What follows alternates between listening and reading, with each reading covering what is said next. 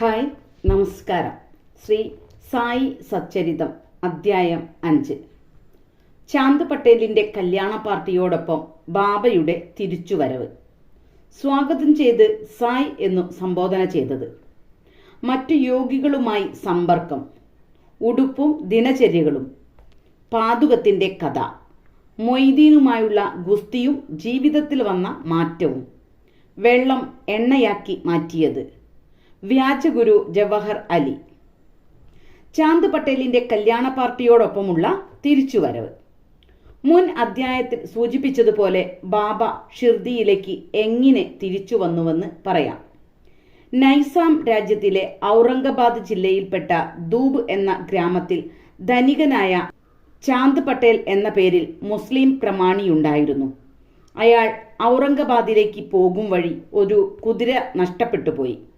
2 മാസത്തോളം നിരന്തരമായി തിരഞ്ഞിട്ടും കുതിരയുടെ ഒരു വിവരവും കിട്ടിയില്ല. അവസാനം നിരാശനായി ജീനിയും ചുമലിലിട്ട് മടങ്ങി വരികയായിരുന്നു. 13 നാഴികയിലധികം യാത്ര ചെയ്തു കഴിഞ്ഞപ്പോൾ ഒരു മാവിൻ ചുവട്ടിൽ രത്നതുല്യനായ ഒരാൾ ഇരിക്കുന്നത് കണ്ടു. അദ്ദേഹത്തിന്റെ തലയിൽ ഒരു തൊപ്പിയും ദേഹത്തിൽ കഫ്നി എന്ന നീളൻ കുപ്പായവും കയ്യിൽ ഒരു ചെറിയ വടിയും അഥവാ സത്കയും ഉണ്ടായിരുന്നു. അദ്ദേഹം ചില്ലിം എന്ന് പറയുന്ന മൺപൈപ്പിൽ പുകയിലയിട്ട് പുകവലിക്കുവാൻ ഒരുക്കുകയായിരുന്നു. ചാന്ദ് പട്ടേൽ പോകുന്നത് കണ്ടപ്പോൾ അദ്ദേഹം അങ്ങോട്ട് വിളിച്ച് പുകവലിച്ച് വിശ്രമിച്ചു പോകാൻ ക്ഷണിച്ചു. ജീനിയെപ്പറ്റി ഫക്കീർ അന്വേഷിച്ചു. ചാന്ദ് പട്ടേൽ അതു തന്റെ നഷ്ടപ്പെട്ട കുതിരയുടേതാണെന്ന് പറഞ്ഞു. ഉടനെ ഫക്കീർ അടുത്തുള്ള തോട്ടത്തിൽ നോക്കാൻ പറഞ്ഞു. അയാൾ അവിടെ പോയി നോക്കുമ്പോൾ വിസ്മയമെന്നു പറയട്ടെ, കുതിരയുണ്ട് അവിടെ നിൽക്കുന്നു. അയാൾക്ക് ഈ ഫക്കീർ ഒരു ചില്ലറക്കാരനല്ലെന്നും വലിയ ഒരു അവാലിയയാണെന്നും അഥവാ മഹായോഗിയാണെന്നും ബോധ്യമായി. അയാൾ കുതിരയെ പിടിച്ച് ഫക്കീറിന്റെ അരികിലെത്തി.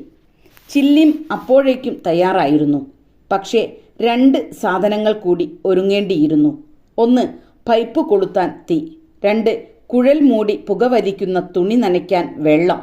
ഫക്കീർ ഒരു മുള്ളെടുത്ത് നിലത്ത് ആഞ്ഞു കുത്തിയപ്പോൾ ഒരു തീക്കനൽ പ്രത്യക്ഷപ്പെട്ടു. അത് പൈപ്പിലിട്ട് സത്ക കൊണ്ട് നിലത്തടിച്ചപ്പോൾ വെള്ളം ഒഴുകാൻ തുടങ്ങി. തുണി അതിൽ നനച്ച് പിഴിഞ്ഞ് പൈപ്പിൽ ചുറ്റി. എല്ലാം പൂർത്തിയായപ്പോൾ ഫക്കീർ പുകവലിച്ച് ചാന്ദ് പട്ടേലിനു കൊടുത്തു.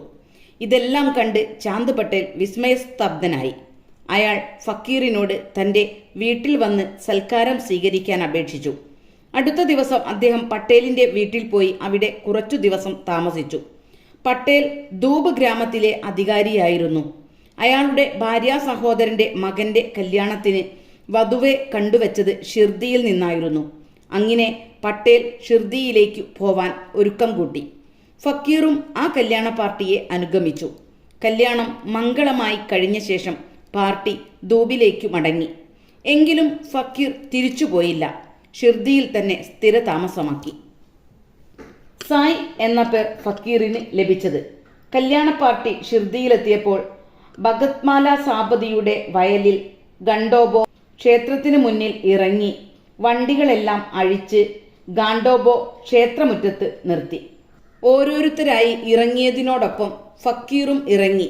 ഭഗത്മാല സാബദി യുവാവായ ഫക്കീർ വണ്ടിയിൽ നിന്നിറങ്ങുന്നത് കണ്ടു യാ സായ്, സ്വാഗതം സായ് എന്ന് പറഞ്ഞ് അഭിവാദ്യം ചെയ്തു. മറ്റുള്ളവരും സായ് എന്ന് വിളിച്ചു. അതിൽ പിന്നെ അദ്ദേഹം സായി ബാബയായി. മറ്റു യോഗികളുമായി സമ്പർക്കം. സായി ബാബ ഒരു മസ്ജിദിൽ അഥവാ മുസ്ലിം പള്ളിയിൽ താമസം തുടങ്ങി. ബാബ വരുന്നതിനും എത്രയോ കൊല്ലം മുമ്പ് മുതൽ ദേവിദാസ് എന്നു പേരായ ഒരു യോഗി ഷിർദിയിൽ താമസിച്ചിരുന്നു. ബാബയ്ക്ക് ആ യോഗിയുമായുള്ള സമ്പർക്കം ഇഷ്ടപ്പെട്ടു. ആ യോഗിയോടൊപ്പം ബാബ മാരുതി ക്ഷേത്രത്തിലും ചാവടിയിലും അഥവാ പഞ്ചായത്ത് കൂടുന്ന കെട്ടിടം അവിടെയും താമസിച്ചു. ചിലപ്പോൾ ഏകനായും താമസിച്ചു. പിന്നെ ജാൻകിദാസ് എന്ന യോഗി വന്നു. ബാബ അധിക നേരം ഇദ്ദേഹവുമായി സംസാരിച്ചിരിക്കും. അല്ലെങ്കിൽ ജാൻകിദാസ് ബാബയുടെ അടുക്കലേക്ക് ചെല്ലും. പിന്നെ പൂൻതബിയിൽ നിന്നും ഗംഗാധീർ എന്നു പേരായ വൈശ്യഗൃഹസ്ഥാശ്രമിയായ ഒരു യോഗിയും ഷിർദിയിൽ ഇടയ്ക്കിടയ്ക്ക് വരാറുണ്ടായിരുന്നു. അദ്ദേഹം ബാബയെ ആദ്യം കാണുമ്പോൾ ബാബ 2 കൈയിലും വെള്ളം നിറച്ച കുടവുമായി പൂന്തോട്ടം നനയ്ക്കുകയായിരുന്നു. അദ്ദേഹം പരസ്യമായി പറഞ്ഞു, ഈ രത്നത്തെ കിട്ടിയ ഷിർദി അനുഗ്രഹീതയാണ്. ഈ മനുഷ്യൻ വെള്ളം ചുമക്കുന്നുവെങ്കിലും സാധാരണക്കാരനല്ല. ഈ ഷിർദി അനുഗ്രഹീതവും ഭാഗ്യവതിയുമായതിനാലാണ് ഈ രത്നത്തെ കിട്ടിയത്. അതുപോലെ തന്നെ ഇവാല മഠത്തിലെ ആനന്ദനാഥ് എന്നു പേരായ അക്കൽക്കോട്ട് മഹാരാജിന്റെ ശിഷ്യൻ ഷിർദിയിൽ കുറച്ച് ഷിർദിക്കാരോട് കൂടി വന്നു സായിബാബയെ കണ്ടതോടുകൂടി ഇപ്രകാരം തുറന്നു പറഞ്ഞു: ഇത് വിലപിടിച്ച ഒരു രത്നക്കല്ലാണ്. സാധാരണക്കാരനെ പോലെ കാഴ്ചയിൽ തോന്നുമെങ്കിലും ഇതൊരു വെറും സാധാരണ കല്ലല്ല, രത്നക്കല്ലു തന്നെയാണ്. സമീപ ഭാവിയിൽ നിങ്ങൾക്കതറിയാൻ കഴിയും. ഇതും പറഞ്ഞ് അദ്ദേഹം ഇവാലയിലേക്കു മടങ്ങി. ഇത് പറഞ്ഞത് സായിബാബ ചെറുപ്പക്കാരനായിരുന്നപ്പോഴാണ്. ബാബയുടെ ഉടുപ്പും ദിനചര്യകളും. ചെറുപ്പകാലത്ത് സായിബാബ മുടി വളർത്തിയിരുന്നു. ഒരിക്കലും മുണ്ടനം ചെയ്തിരുന്നില്ല. ഒരു അഭ്യാസിയുടെ വസ്ത്രധാരണ രീതിയായിരുന്നു അന്ന്. റഹഡയിലേക്ക് അഥവാ ഷിർദിയിൽ നിന്ന് 9 നാഴിക പോയി വരുമ്പോൾ ചെണ്ട്, ജയ്, ധ്രൂയി മുതലായ ചെടികൾ കൊണ്ടുവന്ന് അവ നട്ടു നനച്ചുണ്ടാക്കും. വാമൻ തത്യ എന്ന ഭക്തൻ ദിവസം 2 മൺപാത്രങ്ങൾ കൊടുക്കും. അവ കൊണ്ട് ബാബ തന്നെ വെള്ളം കൊണ്ടുവന്ന് നനയ്ക്കും. കിണറ്റിൽ നിന്ന് വെള്ളം കോരി കുടങ്ങൾ ചുമലിൽ വെച്ച് കൊണ്ടുപോകും. വൈകുന്നേരം കുടങ്ങൾ വേപ്പുമരച്ചോട്ടിൽ വെക്കും. നിലത്തു വെക്കുന്നതോടുകൂടി അവ പച്ചമണ്ണായതിനാലും ചൂളക്കിടാത്തവയായതിനാലും ഉടഞ്ഞു പോകും. അടുത്ത ദിവസം താത്യ വേറെ 2 പാത്രങ്ങൾ കൊടുക്കും. ഇങ്ങനെ 3 കൊല്ലം മുടങ്ങാതെ നടന്നതിൽ ഫലമായി ബാബയുടെ അധ്വാനം കൊണ്ട് അവിടെ ഒരു ഭംഗിയുള്ള പൂന്തോട്ടം ഉണ്ടായി. ഈ സ്ഥാനത്താണ് ഇപ്പോഴത്തെ വലിയ കെട്ടിടമായ സമാധി മന്ദിരം സ്ഥിതി ചെയ്യുന്നത്. അവിടെ അനവധി ഭക്തന്മാർ സന്ദർശിച്ച് ഉപയോഗിച്ചു വരുന്നു. വേപ്പിൻ മരച്ചോട്ടിലെ പാതുകങ്ങളുടെ കഥ. അക്കൽക്കോട്ട് മഹാരാജിന്റെ ശിഷ്യനായ ഭായി കൃഷ്ണാജി അലി ബക്കർ എന്നയാൾ അക്കൽക്കോട്ട് മഹാരാജിന്റെ ഫോട്ടോ പൂജിച്ചിരുന്നു. ഒരിക്കൽ അയാൾ അക്കൽക്കോട്ട് അഥവാ ഷോലാപൂർ ജില്ലയിൽ മഹാരാജിന്റെ പാതുകങ്ങളെ വണങ്ങി പൂജിക്കണമെന്ന് ആഗ്രഹിച്ചു. പക്ഷേ പോകാൻ സാധിക്കുന്നതിനു മുമ്പ് അയാൾക്കൊരു സ്വപ്ന ദർശനമുണ്ടായി. അക്കൽക്കോട്ട് മഹാരാജ് സ്വപ്നത്തിൽ വന്ന് ഇങ്ങനെ പറഞ്ഞു: ഇപ്പോൾ ഷിർദിയാണെൻ്റെ വിശ്രമസ്ഥാനം, അവിടെ പോയി പൂജിക്കുക. അങ്ങനെ ബായി അയാളുടെ പരിപാടി മാറ്റി ഷിർദിയിൽ വന്നു. ബാബയെ പൂജിച്ച് 6 മാസം ഷിർദിയിൽ താമസിച്ച് സന്തുഷ്ടനായി. ഇതിൻ്റെ സ്മാരകമായി അദ്ദേഹം പാതുകങ്ങൾ നിർമ്മിച്ച് ശകാബ്ദം 1834 അഥവാ 1912 AD ശ്രാവണ മാസത്തിൽ വേപ്പുമരച്ചോട്ടിൽ സ്ഥാപിച്ചു. അതിനുവേണ്ട ചടങ്ങുകളും പൂജാവിധികളും നടത്തിയത് ദാദാ കേൽക്കറും ഉപാസനിയുമായിരുന്നു. ഒരു ദീക്ഷിത് ബ്രാഹ്മണനെ പൂജയ്ക്കായും സഗുൺ എന്ന ഭക്തനെ അതിൻ്റെ കാര്യാന്വേഷകനായും നിയമിച്ചു. ഈ കഥയുടെ പൂർണ്ണ വിവരങ്ങൾ. മാവ്ലത് ധാരായി റിട്ടയർ ചെയ്ത BV ദേവ് സഗുൺമേരു നായിക്കിനോടും ഗോവിന്ദ് കാലാങ്കർ ദീക്ഷിത്തിനോടും അന്വേഷിച്ച് പാതുകങ്ങളെ പറ്റിയ പൂർണ്ണ വിവരം താഴെ പറയും പ്രകാരം സായി ലീല മാസിക 2ാം വാള്യം 10ാം നമ്പർ 25ാം പേജിൽ പ്രസിദ്ധപ്പെടുത്തി. 1834 ശകവർഷത്തിൽ ബോംബെയിൽ നിന്ന് ഡോക്ടർ രാമറാവു കോത്താരി ഷിർദിയിൽ ബാബ ദർശനത്തിന് വന്നു. അയാളുടെ കമ്പൗണ്ടറും ഭായി കൃഷ്ണാജി അലി ബക്കാറും കൂടെ വന്നിരുന്നു. അവർ സഗുൺമേരു നായിക്കും GK ദീക്ഷിത്തുമായി മിത്രങ്ങളായി. സംസാരമധ്യേ ബാബ ആദ്യം ഷിർദിയിൽ വന്നപ്പോൾ വേപ്പുമരച്ചോട്ടിൽ ഇരുന്നതിന് ഒരു സ്മാരകം വേണമെന്ന് നിശ്ചയിച്ചു. അങ്ങനെ ബാബയുടെ പാതുകം കരിങ്കല്ലിൽ കൊത്തി സ്ഥാപിക്കാൻ ആദ്യം ആലോചിച്ചു. അപ്പോൾ കമ്പൗണ്ടർ ഈ വിവരം ഡോക്ടറെ അറിയിച്ചാൽ നല്ല മൃദുവായ കല്ലുകൊണ്ട് അദ്ദേഹം പാതുകം തീർപ്പിക്കുമെന്ന് പറഞ്ഞു. എല്ലാവരും അതിനോട് യോജിച്ച് ഡോക്ടർ കോത്താരിയെ വിവരം അറിയിച്ചു. അദ്ദേഹം ഷിർദിയിൽ വന്ന് പാതുകങ്ങളുടെ ഒരു പ്ലാൻ വരച്ചു. എന്നിട്ട് ഗണ്ഡോബ ക്ഷേത്രത്തിലിരിക്കുന്ന ഉപാസനി മഹാരാജിന് പ്ലാൻ കാണിച്ചു. അദ്ദേഹം പല വ്യത്യാസങ്ങളും വരുത്തി. താമര, പുഷ്പങ്ങൾ, ശംഖ്, ചക്രം, മനുഷ്യൻ മുതലായ പലതും വരച്ചു ചേർത്തു. കൂടാതെ സാധാനിംബ വൃക്ഷസ്യ മൂലാദിവാസാൽ സുധാശ്രാവിണം തിക്തമപ്യപ്രിയന്തം തരുങ്കൽപ്പവൃക്ഷാധികം സാധയന്തം നമാമീശ്വരം സദ്ഗുരും സായിനാഥം എന്ന ശ്ലോകവും അതിന്മേൽ കൊത്തിവെക്കാൻ പറഞ്ഞു. നിംബവൃക്ഷ മൂലത്തിൽ സദാ നിവസിച്ച് കയ്പായതാണെങ്കിലും അതിനെ അമൃതമാക്കി മാറ്റി കൽപ്പവൃക്ഷത്തിലും ഉപരിയായ സ്ഥാനം നിംബവൃക്ഷത്തിന് സമ്പാദിച്ചു കൊടുത്ത സദ്ഗുരു സായിനാഥിനെ ഞാൻ നമസ്കരിക്കുന്നു. ഉപാസാനിയുടെ നിർദ്ദേശങ്ങൾ സ്വീകരിച്ച് അപ്രകാരം ചെയ്തു. ബോംബെയിൽ പാതുകങ്ങൾ നിർമ്മിച്ച് കമ്പൗണ്ടർ വശം കൊടുത്തയച്ചു. ബാബ അവയെ ശ്രാവണ പൗർണമിക്ക് സ്ഥാപിക്കാൻ പറഞ്ഞു. അന്ന് പകൽ 11 മണിക്ക് GK ദീക്ഷിത് അവയെ ഖണ്ഡോബ ക്ഷേത്രത്തിൽ നിന്ന് തലയിൽ വെച്ച് പരിവാര സമേതം ദ്വാരകാമായി മസ്ജിദിലേക്ക് കൊണ്ടുവന്നു. ബാബ പാതുകങ്ങൾ തൊട്ടനുഗ്രഹിച്ചു. എന്നിട്ട് ഇത് ദേവപാദങ്ങളാണെന്നും വേപ്പുമരച്ചോട്ടിൽ സ്ഥാപിച്ചു കൊള്ളുവിൻ എന്നും പറഞ്ഞു. അതിന്റെ തലേ ദിവസം ബോംബെയിൽ നിന്നും പസ്താഷേട്ട് എന്ന പാർസി ഭക്തൻ 25K മണി ഓർഡർ അയച്ചിരുന്നു. ഈ സംഖ്യ പാതുകം സ്ഥാപിക്കാനുള്ള ചിലവിലേക്ക് ബാബ കൊടുത്തു. ഒട്ടാകെ ചെലവായ 100Kയിൽ ബാക്കി 75K സംഭാവനയായി പിരിച്ചു. ആദ്യത്തെ 5 വർഷങ്ങൾ GK ദീക്ഷിത് പാതുക പൂജ നടത്തി. പിന്നെ ലക്ഷ്മൺ കച്ചേശ്വർ ജഗാദി എന്നയാൾ പൂജ നടത്തി. ആദ്യത്തെ 5 വർഷം മാസം തോറും വിളക്ക് വയ്ക്കാൻ 2K വീതം ഡോക്ടർ കോത്താരി അയച്ചു കൊടുത്തു. കൂടാതെ ചുറ്റും പൈപ്പ് വേലി കെട്ടാനുള്ള ചിലവും അയാൾ ചെയ്തു. സ്റ്റേഷനിൽ നിന്ന് പൈപ്പ് റെയിലിംഗ് ഷിർദിക്ക് കൊണ്ടുപോകാനുള്ള ചെലവ് 7K 8 സഗുൺമേരു നായിക് കൊടുത്തു. ഇപ്പോൾ ജഗാദി നാനാ പൂജാരി പൂജ നടത്തുകയും സഗുൺമേരു നായിക് നൈവേദ്യത്തിനും വിളക്ക് വയ്ക്കാനും വേണ്ട ചെലവ് നടത്തുകയും ചെയ്യുന്നു. ഭായി കൃഷ്ണാജി തുടക്കത്തിൽ അക്കൽക്കോട്ട് മഹാരാജിന്റെ ഭക്തനായിരുന്നു. അയാൾ 1834 പാതുകം സ്ഥാപിക്കുന്ന കാലത്ത് അക്കൽക്കോട്ടേക്ക് പോകും വഴി ഷിർദിയിൽ വന്നു. ബാബയെ ദർശനം ചെയ്ത് അക്കൽക്കോട്ടേക്ക് പോവാനായിരുന്നു ഉദ്ദേശം. അയാൾ അതിന് ബാബയോട് അനുവാദം ചോദിച്ചു. നീ എന്തിന് അവിടെ പോകുന്നു? അവിടുത്തെ മഹാരാജ് ഇവിടെ തന്നെയാണ്, ഞാൻ തന്നെയാണ്. ഇതു കേട്ട് ഭായി അക്കൽക്കോട്ടേക്ക് പോകേണ്ടെന്ന് നിശ്ചയിച്ചു. പാതുക സ്ഥാപനത്തിനു ശേഷം അയാൾ പലതവണ ഷിർദിയിൽ വരാറുണ്ടായിരുന്നു. ഈ പറഞ്ഞ വിവരങ്ങൾ ഹേമന്ത് പാന്തിന് അറിയില്ലെന്നും അറിഞ്ഞിരുന്നുവെങ്കിൽ അത് സച്ചരിതത്തിൽ ചേർക്കുമായിരുന്നുവെന്നും പറഞ്ഞ് BV ദേവ് ലേഖനം അവസാനിപ്പിക്കുന്നു. മൊയ്തീൻ താംബോലിയുമായുള്ള ഗുസ്തിയും ജീവിതത്തിൽ വരുത്തിയ മാറ്റവും. ബാബയുടെ മറ്റു കഥകളിലേക്ക് മടങ്ങുക.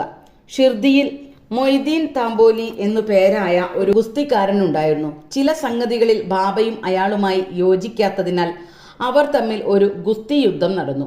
അതിൽ ബാബ പരാജിതനായി. അന്നു മുതൽ ബാബ വസ്ത്രധാരണ രീതിയും ജീവിത രീതിയും മാറ്റി. കഫ്നി എന്ന നീളൻ കുപ്പായവും ഒരു ലങ്കോട്ടിയും ധരിച്ചു. തലമുടി ഒരു തുണിക്കഷ്ണം കൊണ്ട് കെട്ടുകയും ചെയ്തു. ഒരു ചാക്കിൻ കഷ്ണം ഇരിക്കാനും ഒരു ചാക്കിൻ കഷ്ണം കിടക്കാനും ഉപയോഗിച്ചു. കീറി ദ്രവിച്ച വസ്ത്രങ്ങൾ ധരിക്കുന്നതിൽ സംതൃപ്തനായി. അദ്ദേഹം പറയും, ദാരിദ്ര്യം രാജ്യത്വത്തേക്കാൾ നല്ലതാണ്, പ്രഭുത്വത്തേക്കാൾ എത്രയോ ഉപരി മെച്ചപ്പെട്ടതാണ്. ഭഗവാൻ ദരിദ്രന്റെ ചങ്ങാതിയാണ് എന്ന്. ഗംഗാഗീറും ഗുസ്തി പ്രിയനായിരുന്നു. ഒരു ഗുസ്തി മത്സര സമയത്ത് അദ്ദേഹത്തിന് ദൈവവാക്യം പോലെ നീ ദൈവവുമായി കളിച്ച് ദേഹം തളർത്തി കളയുക എന്ന വാക്കുകൾ കേൾക്കുകയും അതോടുകൂടി വിരക്തി വന്നു ചേരുകയും ചെയ്തു. അദ്ദേഹം സംസാരം ഉപേക്ഷിച്ച് ആത്മജ്ഞാനത്തിലേക്ക് ശ്രദ്ധ പതിപ്പിച്ചു. പൂന്താമ്പിക്കടുത്ത് പുഴക്കരയിൽ ഒരു മഠം സ്ഥാപിച്ച് അദ്ദേഹം ശിഷ്യന്മാരോടുകൂടി അവിടെ താമസിച്ചു. സായിബാബ ജനങ്ങളുമായി അങ്ങനെ ഇടപഴകി പെരുമാറാറില്ല. ചോദ്യങ്ങൾക്ക് ഉത്തരം കൊടുക്കലാണ് പതിവ്. പകൽ അധികവും വേപ്പുമരച്ചോട്ടിലിരിക്കും. അല്ലെങ്കിൽ ഗ്രാമത്തിനു പുറമെ പുഴക്കരയിലുള്ള ബാബൂൾ മരത്തണലിലിരിക്കും. ചില വൈകുന്നേരം നിമഗോൺ വരെ നടക്കും. അവിടെ ത്രിംബക്ചി ബംഗാളിയുടെ വീട്ടിൽ ഇടയ്ക്കിടെ പോവും. അവിടുത്തെ ബാബാ സാഹിബിനെ സായിബാബയ്ക്ക് ഇഷ്ടമായിരുന്നു. അയാളുടെ അനുജനായ നാനാ സാഹിബിനു രണ്ടാമതൊരു വിവാഹം കഴിച്ചിട്ടുകൂടി പുത്രനുണ്ടായിരുന്നില്ല. ബാബാ സാഹേബ് നാനാ സാഹേബിനെ ബാബാ ദർശനത്തിന് അയക്കുകയും കുറച്ചു കാലത്തിനുള്ളിൽ ഒരു പുത്രൻ ജനിക്കുകയും ചെയ്തു. അന്നു മുതൽ സായിബാബയുടെ പ്രശസ്തി വർദ്ധിച്ച് അഹമ്മദ് നഗറിൽ നിന്നും മറ്റും അനവധി ജനങ്ങൾ ദർശനത്തിനായി വരാൻ തുടങ്ങി. നാനാ സാഹേബ് ചന്ദോർക്കർ, കേശവ് ചിദംബർ മുതലായ അനവധി പേർ ഷിർദിയിൽ വരാൻ തുടങ്ങി. പകൽ മുഴുവൻ ഭക്തന്മാരാൽ ചുറ്റപ്പെട്ട ബാബ പഴകി ഇടിഞ്ഞു പൊളിഞ്ഞ പള്ളിയിൽ രാത്രി ഒറ്റയ്ക്കുറങ്ങി.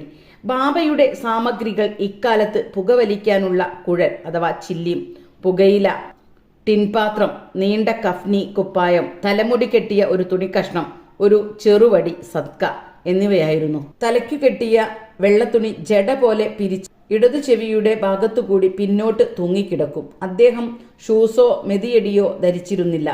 ദിവസത്തിലധികവും ഒരു ചാക്കിന്മേലാണ് ഇരുന്നിരുന്നത്. ഒരു കൗബീനവും ധരിച്ചിരുന്നു. തണുപ്പകറ്റാൻ എപ്പോഴും തീ എരിച്ചിരുന്നു. ഈ തീക്കാണ് ധൂനി എന്ന് പറയുന്നത്. എപ്പോഴും തെക്കോട്ട് മുഖമായി മരത്തിന്റെ ആഴ്ത്തറയിൽ ഇടതുകൈ വച്ചിരിക്കും. ആ ധുനിയിൽ അദ്ദേഹം ബലിയായി അഹംഭാവം, ആശ, ചിന്ത ഇവയർപ്പിച്ചുകൊണ്ട് സദാ അള്ളാമാലി, ദൈവമാണ് ഒരേയൊരു ഉടമ എന്ന് ജപിച്ചിരിക്കും. അദ്ദേഹം ഇരിക്കുന്ന പള്ളിക്ക് മുറികളുടെ വലിപ്പമേയുള്ളൂ. അവിടെ എല്ലാ ഭക്തന്മാരും അദ്ദേഹത്തെ വന്നു കാണും.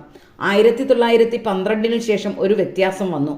പഴയ പള്ളി കേടുപാട് തീർത്ത് ഒരു മുറ്റവും പണിതു. മസ്ജിദിൽ താമസമാക്കുന്നതിന് മുമ്പ് ബാബ ഒരു താക്കിയിൽ, മുസ്ലിം പ്രാർത്ഥനയ്ക്കുള്ള സ്ഥലം, കുറേ കാലം താമസിച്ചിരുന്നു. അന്നു കാലിൽ ചെറിയ ചിലങ്കകൾ കെട്ടി ബാബ മധുരമായി പാടി ആനന്ദ നൃത്തമാടിയിരുന്നു. വെള്ളത്തെ എണ്ണയാക്കി മാറ്റൽ. സായിബാബയ്ക്ക് വിളക്കുകളിൽ വലിയ പ്രിയമായിരുന്നു.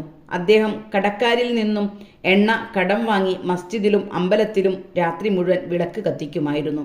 ഇങ്ങനെ കുറേ കാലം നടന്നു. അതിന് എണ്ണ കൊടുത്തിരുന്ന ബനിയ കച്ചവടക്കാർ തമ്മിൽ ആലോചിച്ച് ബാബയ്ക്ക് എണ്ണ കൊടുക്കില്ലെന്ന് നിശ്ചയിച്ചു. പതിവ് പോലെ ബാബ എണ്ണ ചോദിച്ചപ്പോൾ അവരെല്ലാവരും ഇല്ലെന്ന് തീർത്തു പറഞ്ഞു. തീരെ ക്ഷുഭിതനാവാതെ ബാബ മസ്ജിദിൽ വന്നു വിളക്കിൽ തിരികളിട്ടു. ബനിയന്മാർ ജിജ്ഞാസുക്കളായി ഒളിഞ്ഞു നോക്കിക്കൊണ്ടിരുന്നു. ബാബ തകരപാത്രമെടുത്തു. അതിൽ എണ്ണ ലേശം പറ്റി നിന്നിരുന്നു. ബാബ അതിൽ വെള്ളമൊഴിച്ച് കുടിച്ചു.